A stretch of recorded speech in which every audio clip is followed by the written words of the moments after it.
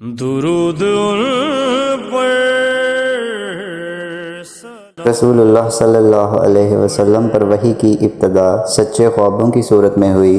آپ جو کچھ خواب میں دیکھتے وہ سپید صبح کی طرح نمودار ہو جاتا۔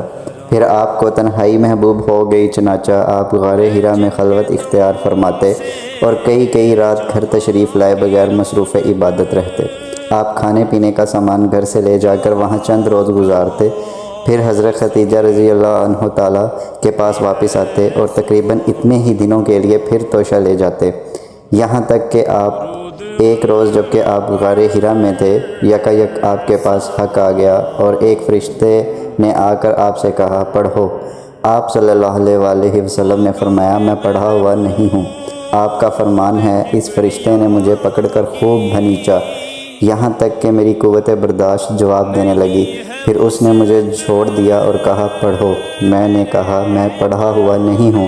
اس نے دوبارہ مجھے پکڑ کر دبوچا، یہاں تک کہ میری قوت برداشت جواب دینے لگی۔ پھر چھوڑ کر کہا، پڑھو۔ میں نے پھر کہا، میں پڑھا ہوا نہیں ہوں۔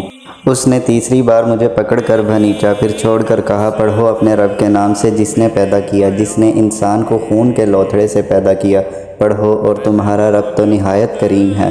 پھر رسول اللہ صلی اللہ علیہ وسلم ان آیات کو لے کر واپس آئے اور آپ کا دل خوف سے دھڑک رہا تھا، چنانچہ آپ اپنی بیوی حضرت خدیجہ رضی اللہ عنہ تعالیٰ کے پاس تشریف لائے اور فرمایا، مجھے چادر اڑھا دو، مجھے چادر اڑھا دو۔ انہوں نے آپ کو چادر اڑھا دی، یہاں تک کہ آپ سے خوف زدگی کی کیفیت دور ہو گئی۔ پھر آپ نے حضرت خدیجہ رضی اللہ عنہ تعالیٰ کو واقعہ کی اطلاع دیتے ہوئے فرمایا، مجھے اپنی جان کا ڈر ہے۔ حضرت خدیجہ رضی اللہ تعالیٰ عنہ نے کہا، قطعاً نہیں، اللہ کی قسم، اللہ تعالیٰ آپ کو کبھی رنجیدہ نہیں کرے گا۔ آپ صلح رحمی کرتے ہیں، درماندوں کا بوجھ اٹھاتے ہیں، فقیروں محتاجوں کو کما کر دیتے ہیں، مہمانوں کی میزبانی کرتے ہیں اور حق کے سلسلے میں پیش آنے والے مصائب میں مدد کرتے ہیں۔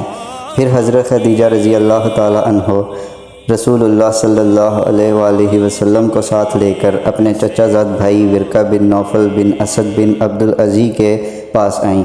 ورقہ دور جہالت میں عیسائی ہو گئے تھے اور عبرانی زبان بھی لکھنا جانتے تھے، چنانچہ عبرانی زبان میں حسب توفیق الہی انجیل لکھتے تھے۔ اس وقت بہت بوڑھے اور نابینا ہو چکے تھے۔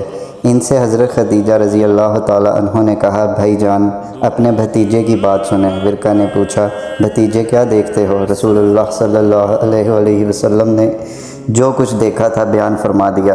اس وقت ورقہ نے آپ سے کہا، یہ تو وہی ناموس، وہی لانے والا فرشتہ ہے جسے اللہ تعالیٰ نے حضرت موسیٰ علیہ السلام پر نازل فرمایا تھا۔ کاش میں آپ کے زمانہ نبوت میں توانا ہوتا، کاش میں اس وقت تک زندہ رہوں جب آپ کی قوم آپ کو نکال دے گی۔ رسول اللہ صلی اللہ علیہ وآلہ وسلم نے فرمایا، اچھا تو کیا وہ لوگ مجھے نکال دیں گے؟ ورقہ نے کہا، ہاں، جب بھی کوئی آدمی اس طرح کا پیغام لایا جیسا آپ لائے ہیں تو اس سے ضرور دشمنی کی گئی، اور اگر مجھے آپ کا زمانہ نصیب ہوا تو آپ کی بھرپور مدد کروں گا۔ اس کے بعد ورقہ جلد ہی فوت ہو گئے اور وحی رک گئی۔